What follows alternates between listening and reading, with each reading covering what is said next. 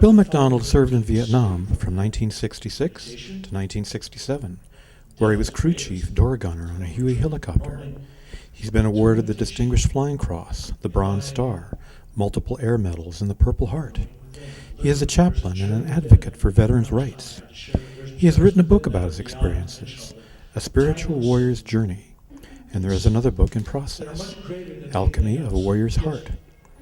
In this interview and the others that follow, he talks about the spiritual warrior's journey as an inner battle, a mystical process.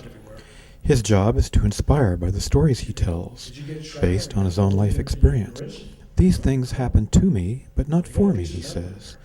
They are meant to inspire others for their own spiritual process, to open their hearts. It's all about love, Bill says. Bill, you gave a talk recently at South Bay Ions, and I'd like to ask you a few questions about your experience as a writer. Okay.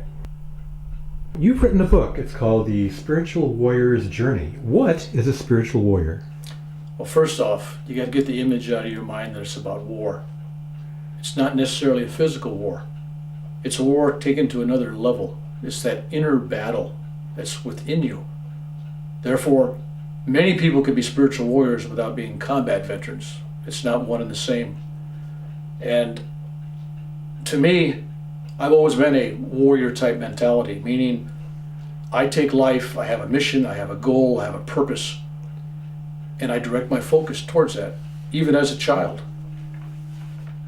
So going into the military was just the same step in a different direction. Mm-hmm.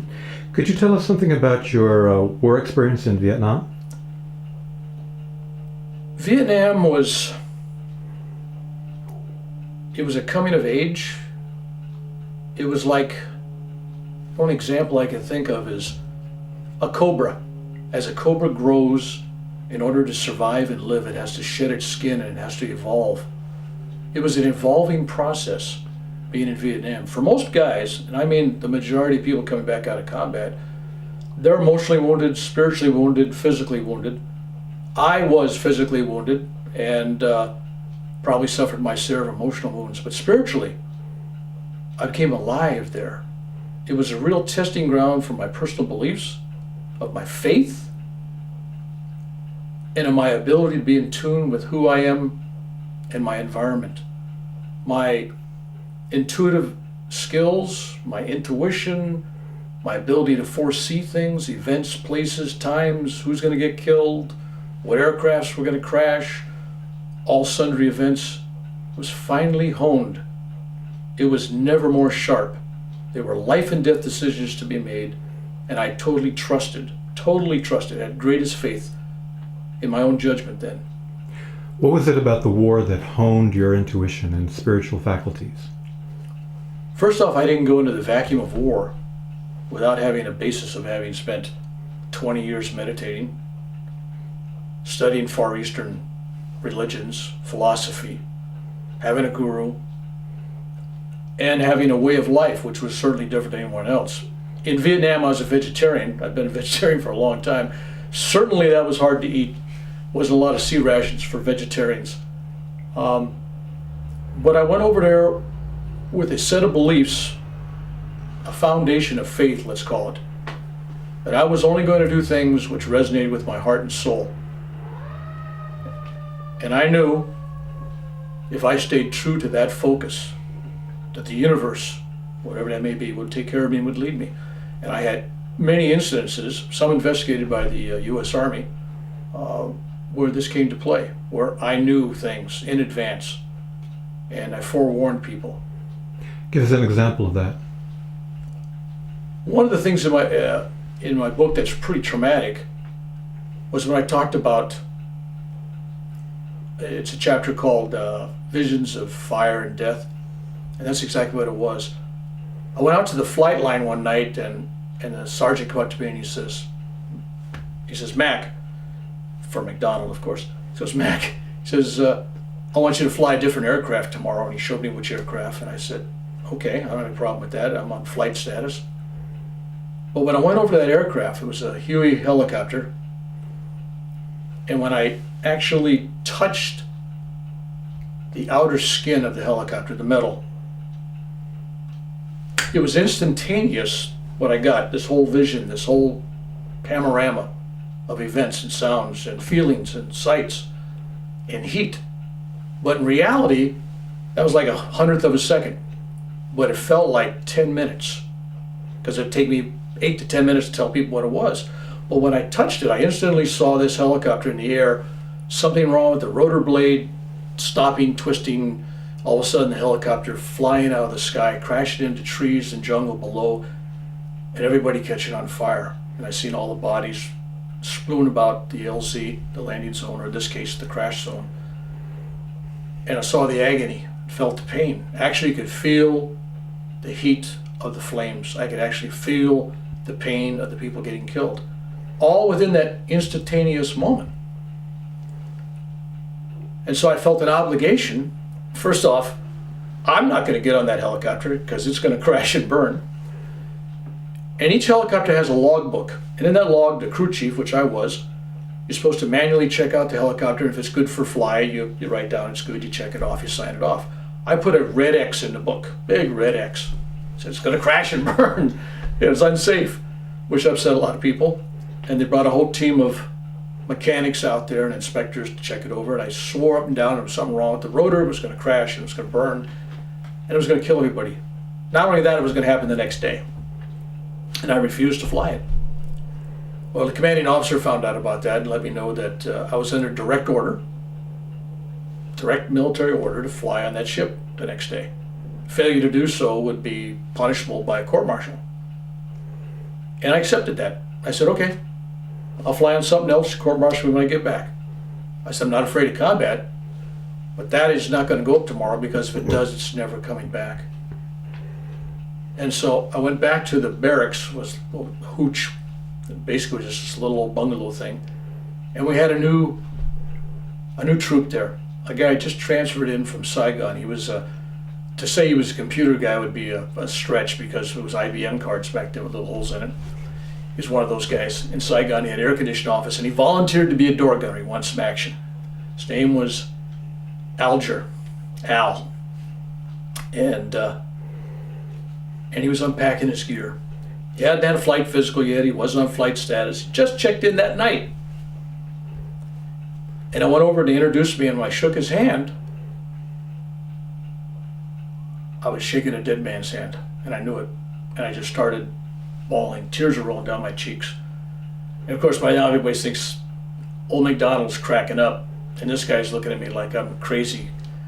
And I looked at him, I put my finger in his face, I said, whatever you do tomorrow, whatever you do, don't get on that aircraft. Because if you get on that aircraft, you're never coming back. No one's coming back from that. It's going to crash, it's going to burn, and everybody's going to die. And of course, everybody in my barracks kind of went rolling their eyes, wandering around, and leaving me alone. And so I went for a walk. Next morning, I got up. I flew on another aircraft. I was gone all day long. When I come back, that aircraft that I said was unsafe was gone. So I go run into the CO, commanding officer, and I'm just an E5, a enlisted man, and I go, hey, what are you doing sending that aircraft out? And he goes, I'm in charge. I'm a major. Don't tell me what to do. And I said, you know it's going to crash, you know it's going to burn, and you just killed all those guys. And he goes, no. It's, I said, where's it at now? And he says, well, it's only 2 hours late. Well, if you know anything about a Huey helicopter, burns 100 gallons of jet fuel an hour. It holds 220 gallons. Do the math. If you're 2 hours overdue, you're crashed someplace. So finally a few hours go by, and they're going to send out a search party, but they have no idea where these guys are at. None. So somebody gets the idea, well, go ask McDonald, he knows everything. So they asked me, and I went along. We got up in the helicopter, got up about 500-600 feet, and the pilot goes, okay, Mac, where do you want to go? Where's it at? Challenging me. And I just go. I said, okay. So we flew for about 15-20 minutes, and then in the darkness, we could see a forest fire. And as we got closer, we could see the carnage. The wreck, it was spread out over this whole part of the jungle. It hit a treetop and a little open area, and there was pieces of helicopter everywhere. And there was the bodies, just as I already seen them, laying there, burnt. Not one survivor. And of course, the helicopter gets very quiet at this time, and nobody wants to talk to me. We get back, and typical U.S. Army fashion, the next day they send in a couple of investigators to find out what did Bill McDonald do to this helicopter. So nobody knows it could crash. So they bring me into this hot tent. It's about 110 degrees, and it's a canvas tent, and they got a little light bulb over my head, and they're sitting there with their fingers in my face. We know you did something. Nobody can know this thing could crash. You know, trying to crack me for 8 hours. They questioned me, and I came very calmly, just like I am right now, saying I saw, told them everything, finished the story front to back about 10 times. And they said, well, we don't know what you did, but we're going to be watching you. Well, I found out when I wrote my book about a decade ago. I went online to the archives, the Army archives, and what do you know? A few days later, they'd found out what caused the crash. It was the rotor, the Runyon bearing, and the rotor froze up exactly like I said it would, and it crashed. But they held that over my head all those years, like, you know, maybe I did something. So that's one of the times I listened to myself. Another time, I have a question right now. Yeah. What does it do for your morale to be able to trust your intuition as you do, and to be confronted with a world that does not? First off, you have to walk a tightrope without a net. And if you listen to public opinion or to certain religious groups, because they think all this stuff comes from the devil, or it's wrong, or it's delusional, or you're crazy, they have a hard time explaining it when it can be documented. You're walking a path that's pretty much a single journey of one person. So when I run into someone else who's had some similar things, and I've had a cross-section of all kinds of things, but I run into somebody that vibrates at the same level of some kind of experience I've had, it's a welcome thing. And by writing my book, I've gotten communications from people in South Africa, Canada, England, India, all around the world, Australia, who resonate with what I'm saying in the book, because they can say, oh, I've had a similar experience. So basically, the experience of a spiritual warrior is an experience of aloneness, and to come across other people who can resonate with that sense of aloneness is very welcome. It can be the inner path is a lonely path. On the outside, you'd have to be a good detective to see how lonely I am. I do very well at building walls of friendliness around me. Right. But in the truth, yeah, I can be hurt very easily, and being misunderstood is one of those things that happen. I understand that your childhood was somewhat traumatic. Growing up in a stressful, traumatic home, did you find yourself having experiences like this? Yeah, as far back as I can remember in childhood, I've had encounters with beings, spirits, ghosts, places where I use my intuition, healings, and the whole gamut. This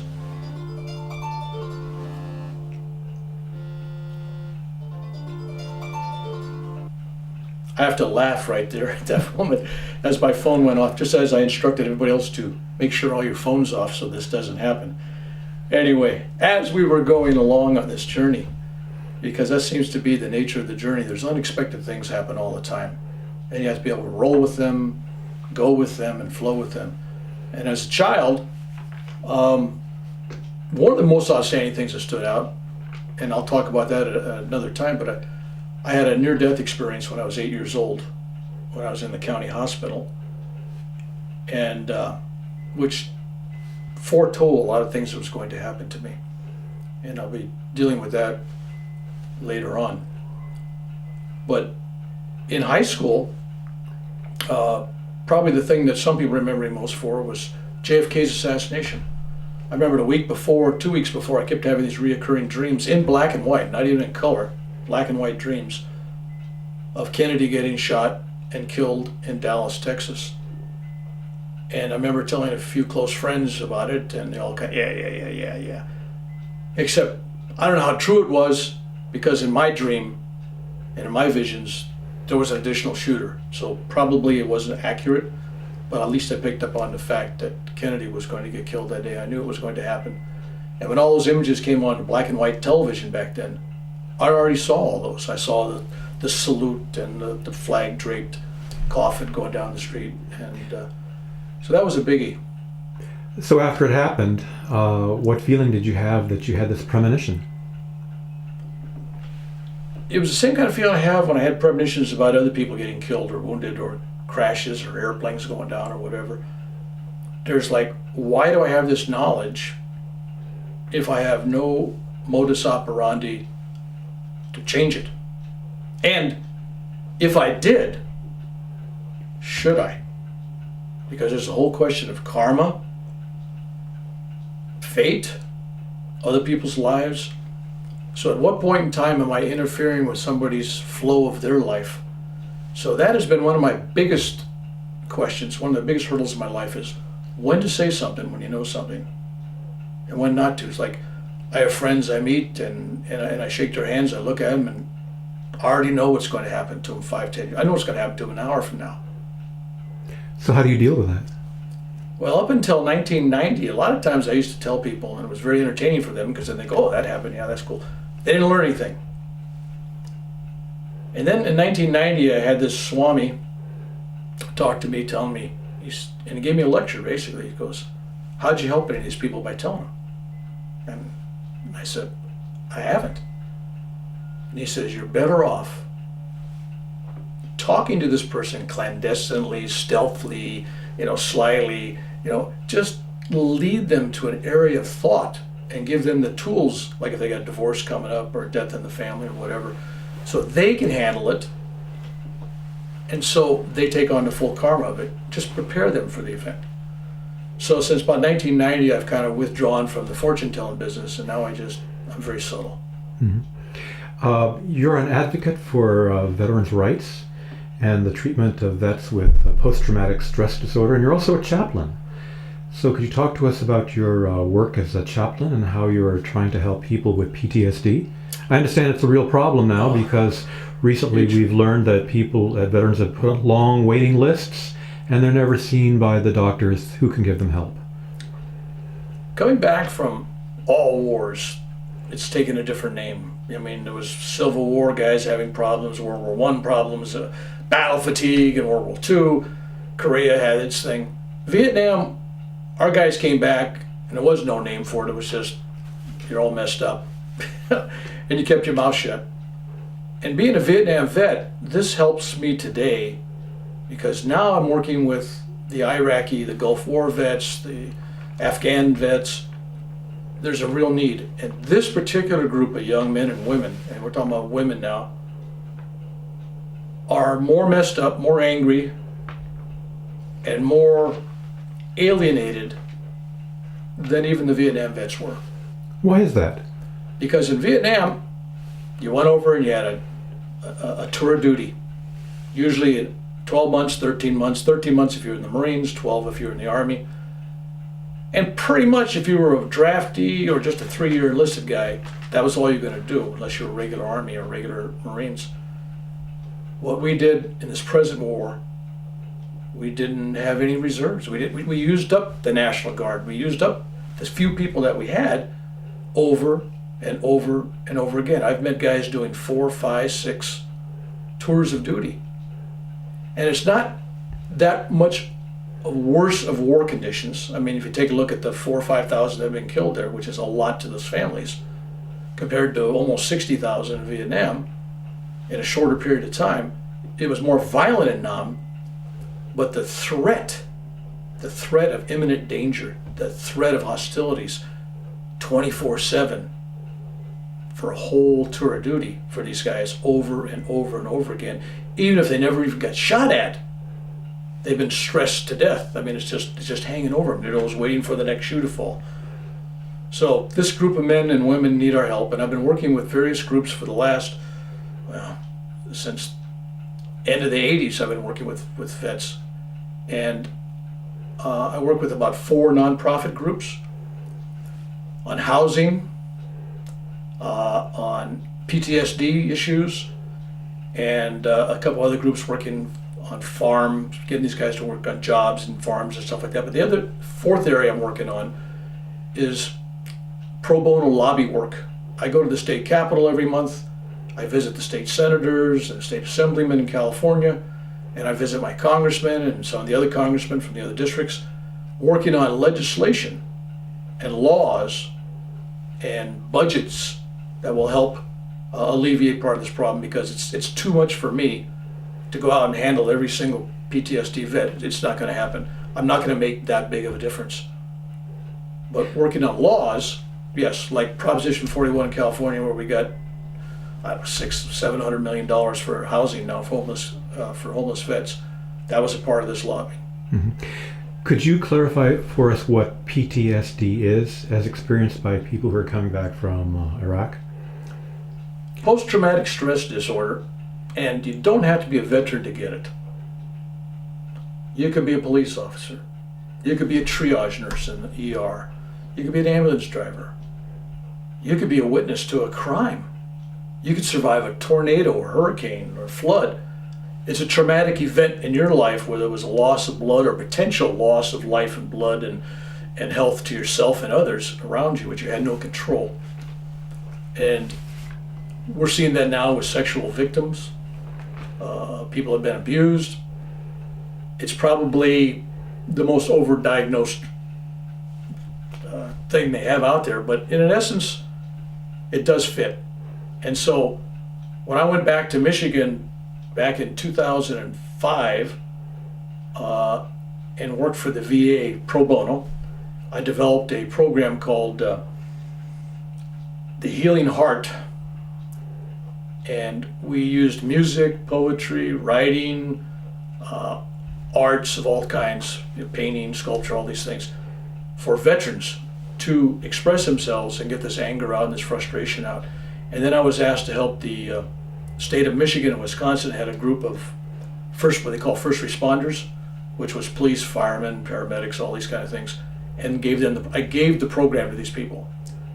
And we did a film called The Art of Healing, which was played in the Great Lakes area on PBS television, and it was also played on what they call the Pentagon Television Network. All the ships at sea and the bases would show on it. And it was very successful, and I outlined, I spent a lot of time on it. I gave them a whole program, binders of material for teaching and everything. And then I went back a year later and it was still sitting on all the shelves, and I go, what's the deal? And I was told that it was too good because everybody watching that would think they had PTSD and they couldn't handle all the cases, and therefore everybody that I developed this for got a bonus. They all got bonus money for developing the program, but nobody implemented it.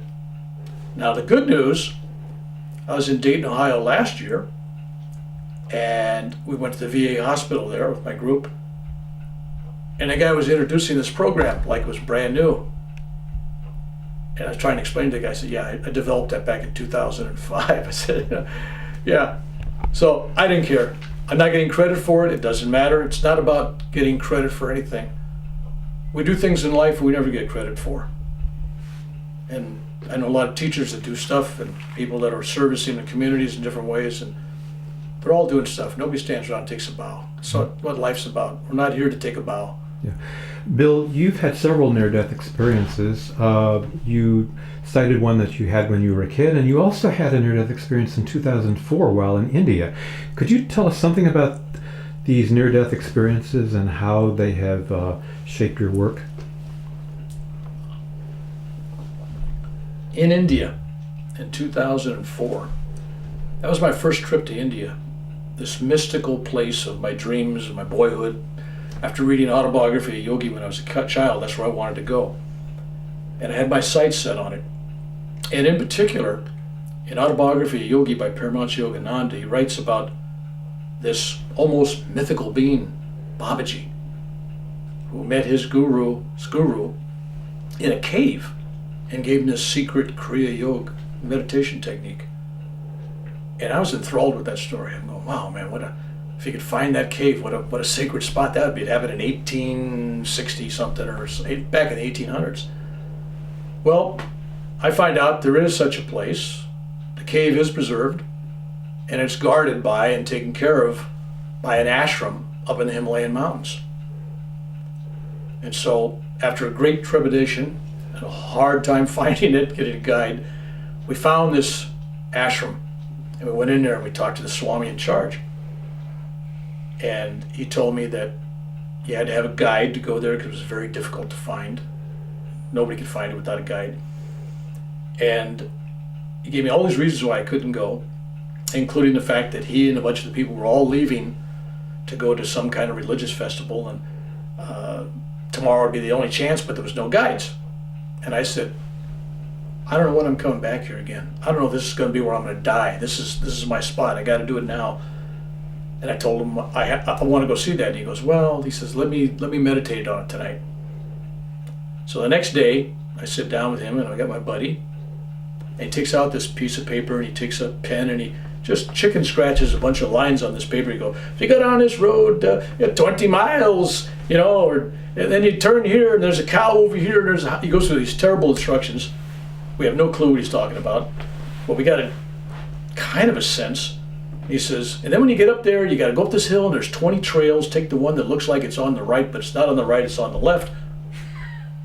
Okay, but there's a funny looking tree. All right, keep going uphill.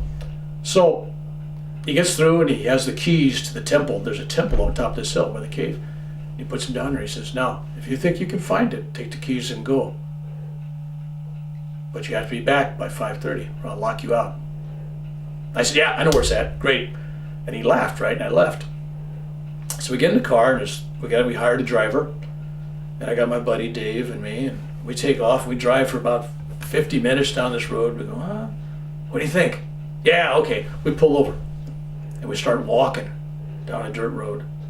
And then all of a sudden we see about 20 paths. Just like the guy said, there's a whole bunch. Some are cow paths, some are people paths, some are the local village people. And we choose one. We figure, well, let's just keep going uphill. And we get lost. Now, I was having epileptic seizures then. This was a period of time I was having some trouble, and once in a while I'd have one, and I was getting dizzy. We started hiking in the morning. It started getting warm. I didn't bring any water, no food, no flashlight, no lighters, nothing. T-shirt, sandals or boots, I don't know which, probably sandals. And we get kind of lost. And meanwhile, I got sick when I was in India. My first 3 weeks, I had diarrhea. I lost 26 pounds in 3 weeks. So I was in bad shape going up this hill. So we finally just keep going, pushing. We finally see this temple up there. We go in the temple, unlock it. I'm exhausted. My heart's pounding really bad. We rest. We go the rest of the way. We find the cave. I go in the cave, and there it is, Babaji's cave. And it was everything I thought it was. And what I did before I went to Babaji's cave, before I went to India, I made a 6-page typed on my computer list of everybody I wanted to pray for.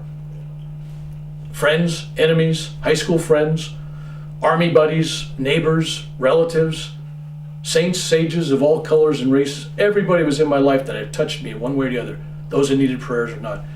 And I read their names in the cave, asked for a blessing. We get out of the cave, I'm getting dizzy. Now I'm getting really dizzy. I'm in the midst of actually having a heart attack. I didn't know it at the time. And I started going, and we're walking. And 2 hours later, we're lost, totally lost in the Himalayas. And I'm standing next to a cliff.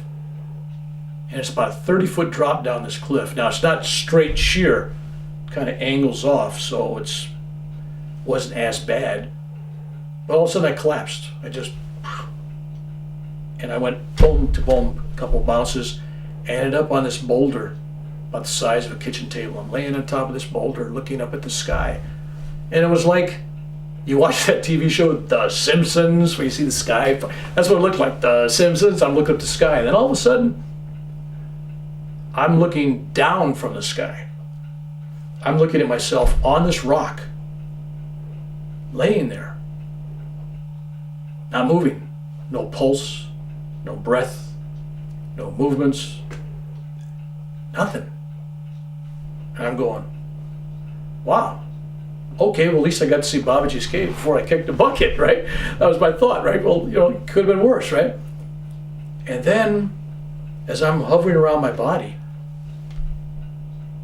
I see this huge, well, I don't know how huge it was, I don't know how big cobras are, but to me it was huge. It could have been 7 feet, could have been 9 feet, someplace in there. This cobra starts rolling across my feet. And I was so excited, even in this state up here, I was excited about this cobra, that it was like a doctor going, clear, chunk.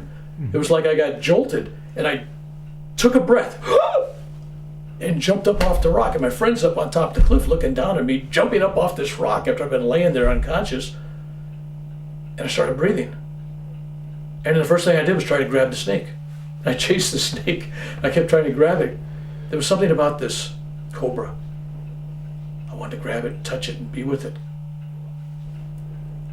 So we left there, and we finally, my friend says, let's follow the river down. If we go river down, we're going to hit civilization. So we did. We found a farmer's house, found some kids, paid them some money to take us to our car.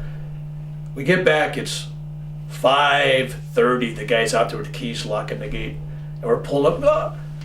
So he says, how was your journey? Like he knew. I mean, it's just like the guy knew. He was just, how was your journey?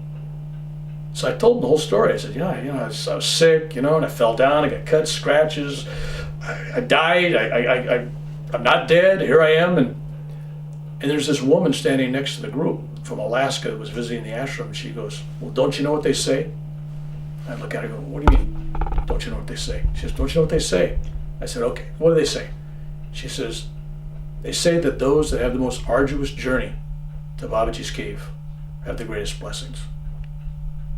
And I looked at her thinking, I don't know how you could get any more arduous than that.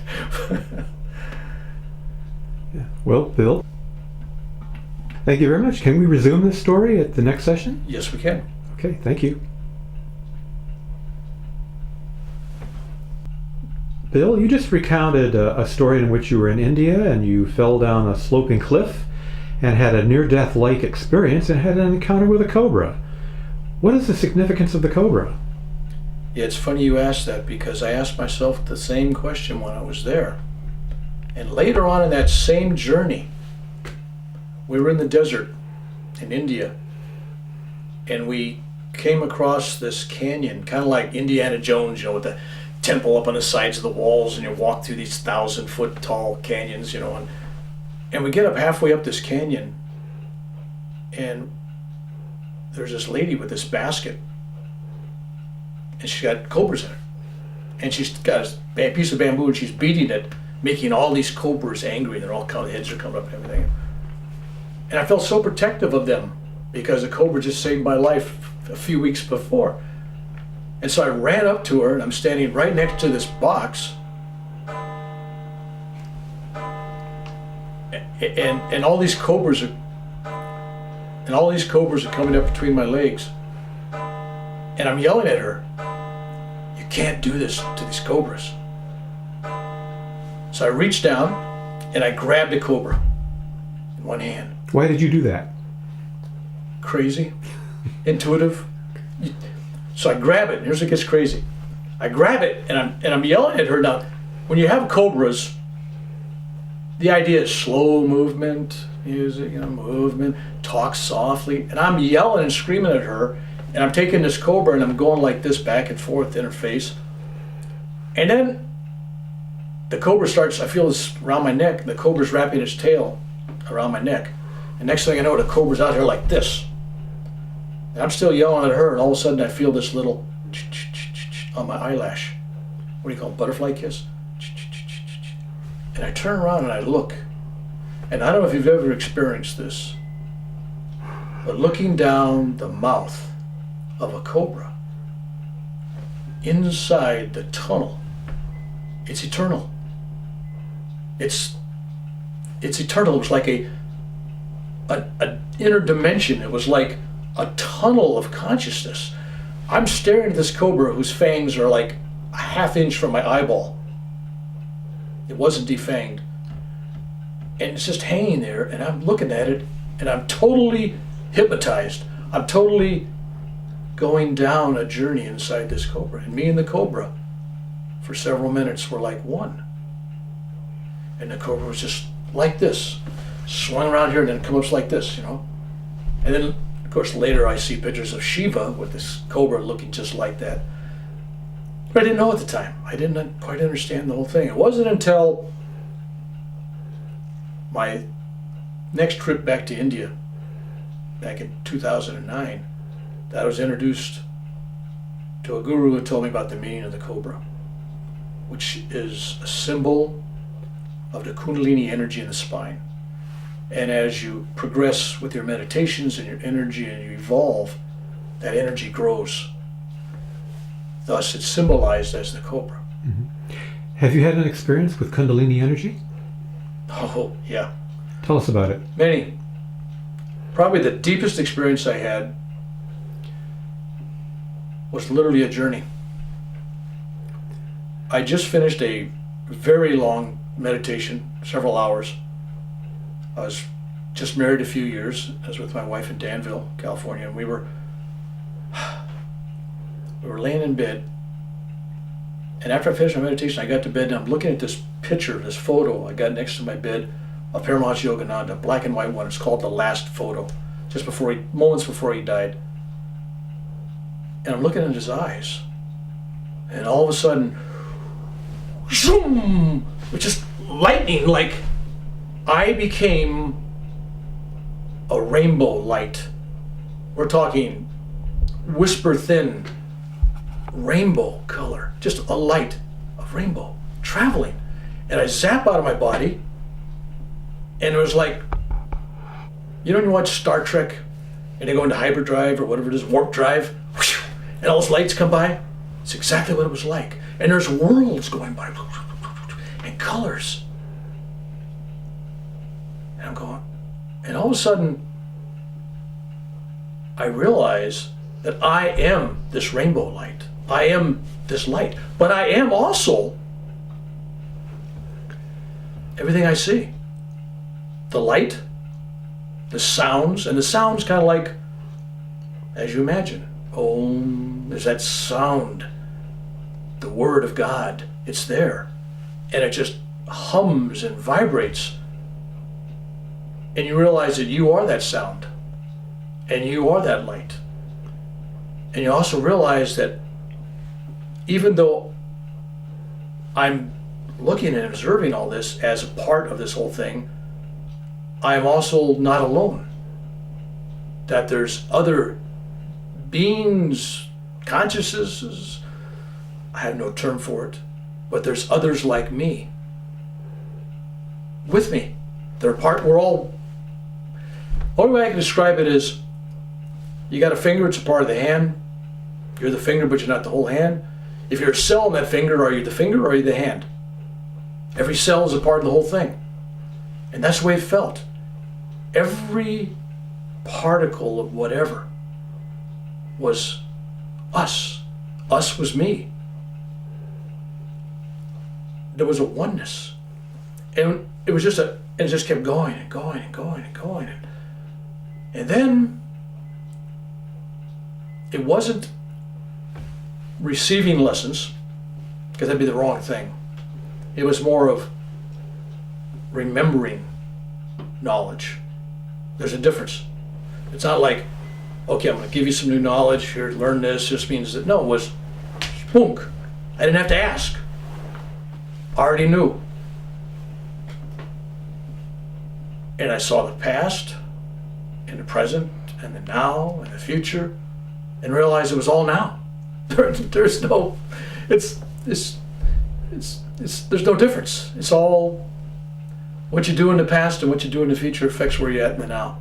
I don't understand it now. I did then. As I'm traveling to say, it made sense. And this journey was not just a journey. It was like one huge, gigantic hug.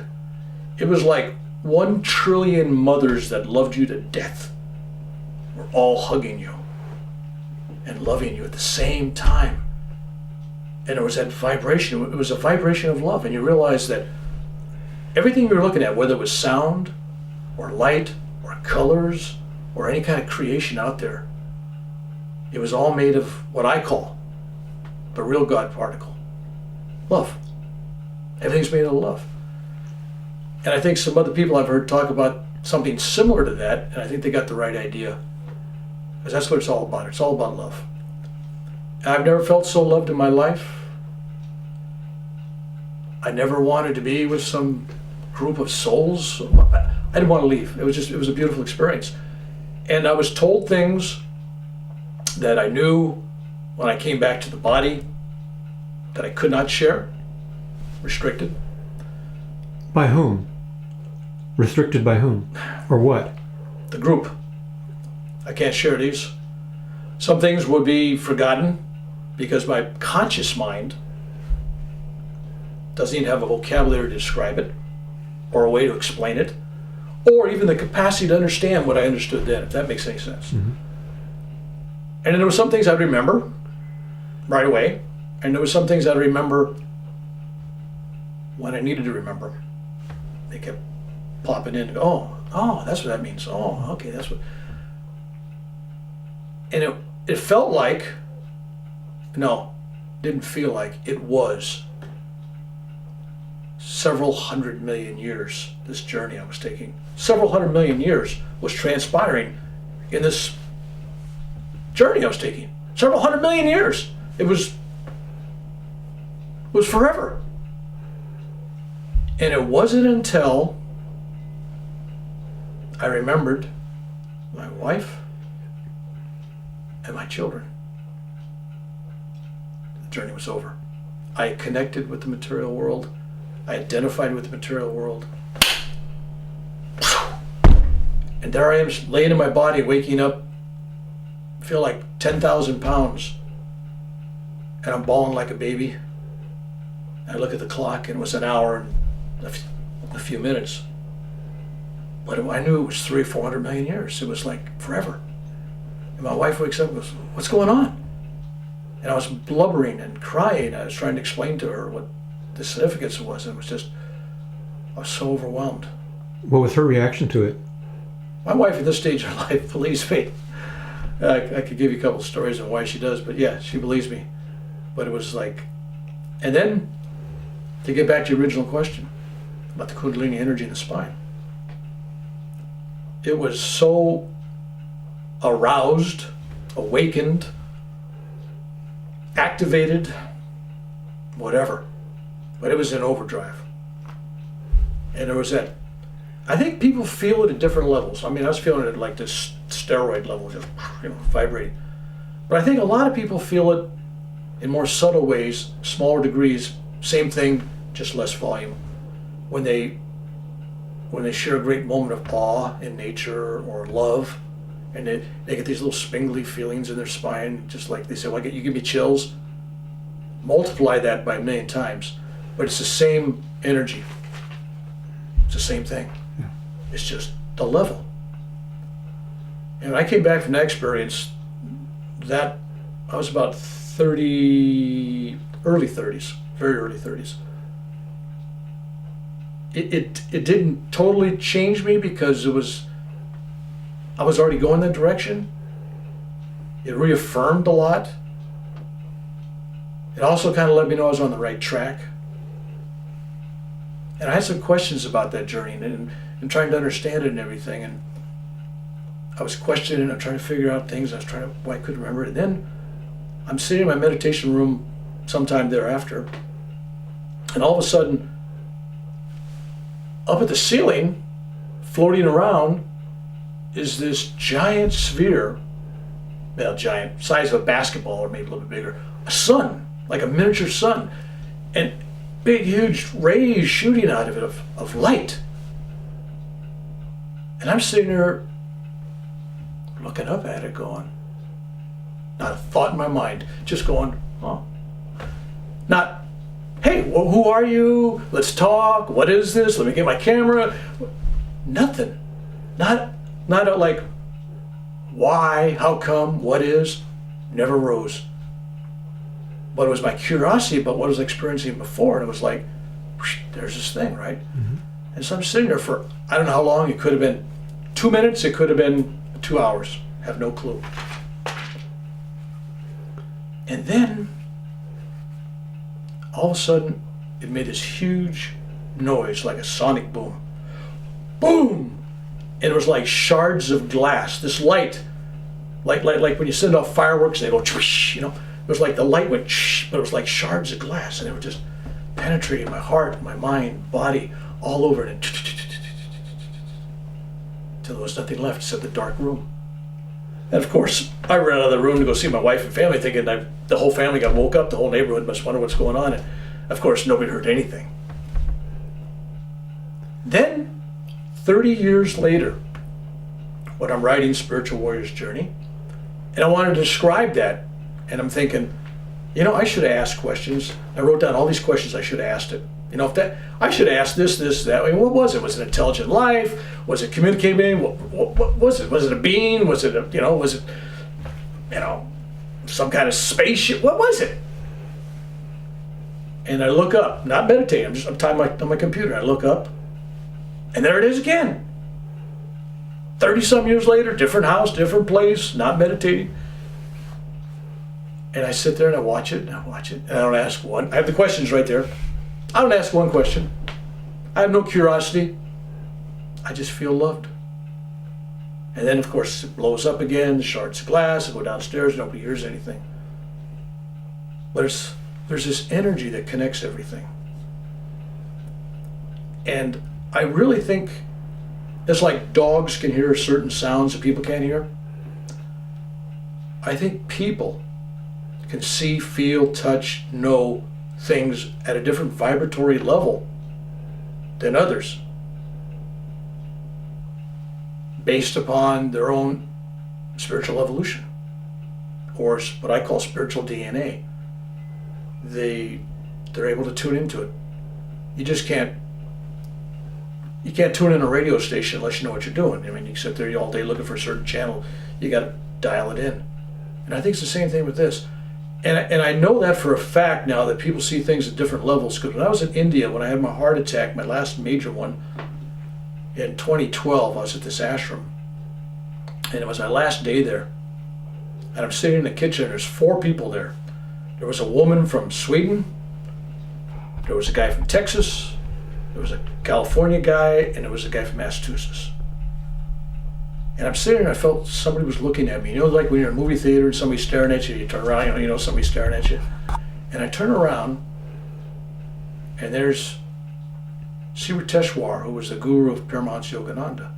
And I see him there standing with his hands behind his back, and I'm going, I look around, I go, this is weird, man. He's standing right there, right? And so I asked the girl from Sweden, I go, do you see anything behind me? She goes, nah, she didn't see nothing, right? And the guy from Texas, I said, you see anything? He says, Bill, behind you, it's this big light. It's just big, huge light, and I feel so much love. I said, okay. So I asked this other guy from California, Brian. I said, what'd you see, Brian? He said, well, you're not going to believe this, Bill. And I go, no, go ahead, what'd you see? He says, I see Sivateshwar standing there with his hands folded behind him, looking at you, lovingly. And I go, yes, Brian, that's exactly what I see. Now there's 4 people, different levels of perception. The event happened. It's like, why did somebody see a ghost, or why did somebody see a saint or sage or whatever, and nobody else did? Well, we didn't see it. How could this child see it? There's a certain receptivity, their spiritual DNA. And the one guy seeing the light, he was at a certain level. He could see light and he could feel the love, but not quite tuned in just enough to see the whole image. And the other guy saw it all, which was kind of sweet for me because it gave validation to what I just saw. Otherwise, I just think I was going crazy. Bill, you talked about spiritual DNA and how some people might be predisposed to have spiritual experiences and others are not. Yes. What accounts for that? Karma. Before you come into this life, things are lined up. There's a thing about stars. I think people have too much faith and trust in stars, but there's an alignment. And who your parents are, These are all predestined choices needed for your spiritual DNA. And when you come in, your previous lifetimes, if you believe reincarnation, of meditation, prayer, worship, the lives you led, elevate the vibration of your body. It's all about vibration. But also, you're born into a certain genetic line, because you got genetic things from DNA. Part of that's spiritual.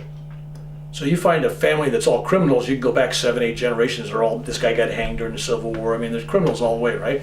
And you find some saint family, and it's pretty saintly people all the way through. It may peak at some level, but usually at least 7 generations. They say if there's a saint in the family, it blesses 7 generations forward. And the Indians say also 7 generations backwards. But my mother was a fortune teller. She was very psychic. Her mother, very psychic. Her mother's mother and mother's father were all psychic. In fact, far as back as anybody in my family can remember, everybody's been kind of psychic. My sisters are, my brother are, to lesser degrees. And I only think it's because they didn't put in the time of meditation that I did. They don't make the effort, and they got involved in worldly stuff. Yeah. Bill, what do you mean by psychic? Could you just as easily substitute the term intuitive, or is there a difference? No difference, but there's so many things when it comes to the world, the metaphysical world. I mean, I've had out-of-body experiences, I've had near-death-like experiences, I've had spiritual experiences where there's no explanation, seeing the future, hearing things, hearing voices and things, and warnings, even time travel. Tell us something about that. And I didn't realize it until just a few years ago. I was in Vietnam, 1967, April 1967. It was right after I just got wounded, got shot down another time, and I seen a bunch of guys get killed. It was a heavy, heavy month. And even though I'm an upbeat guy and I see all the spiritual stuff, there was a part of me going, wow, man, I'm burdened because I know all this stuff's coming for other people. I see the darkness. And I'm sitting on top of my helicopter about midnight working on it. And all of a sudden I look over and there's me. Not me at that age, me at about 50-some years old. With gray beard, partially bald. And to me, from the future, is saying, hell, come on. I passed this 40-some years ago. Look, it all works out. Don't worry about it, kid. Don't take nothing so serious. It all works out. Everybody's got to deal with their own stuff. You can't save everybody. Because I was upset because I knew guys were going to get killed, told them, warned them, and they still got killed. And that was my big thing then. And then the old me was saying, was it in your hands? Was their destiny? Mm-hmm. Don't worry. Now, about 5 years ago, I'm laying in bed, worried about family, friends, all kinds of stuff going on with people I know, and I'm thinking, oh man, this is really crazy, all this stuff happening to these people. And I know stuff is happening to them because I know I can see the darkness. Boom! I am sitting on top of that helicopter back in Vietnam, 1967. This is from 2000 something, right? I'm sitting there now, and I'm looking at the younger me, and the younger me says, hey, remember we had this conversation before? He says, I'm going to tell you, it all works out. Don't worry about it. Remember, that's the advice you gave me. And we had this great conversation back and forth. And I'm back in my body. Yeah, that was kind of unique because I've never had anything like that before. Bill, people who have near-death experiences or maybe even Kundalini experience, they come back with a sense of mission or with a sense of purpose. So I'd like to ask you, what is your sense of mission? What is your purpose? It's interesting because I've gotten the mission statement several ways and several times. And it basically is this. My job is to inspire. I'm a spiritual cheerleader. To put it in as layman terms, I'm a spiritual cheerleader. My job is to go out there and tell people, hey, look, these things happened to me, but not for me. They're not mine exclusive.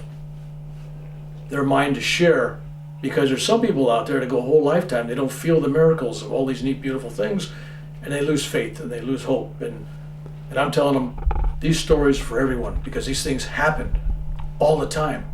It's just a matter of opening your heart. So my mission basically is to go out there, inspire others for their own personal journey. Not telling them how to take their journey, not telling them what religion to be, not telling them what to believe, but to get them to open up their heart, to learn to love. It's all it's about, loving. Bill, I'd like to thank you very much. I'm sure many people will be inspired by your talk. Thank you for having me.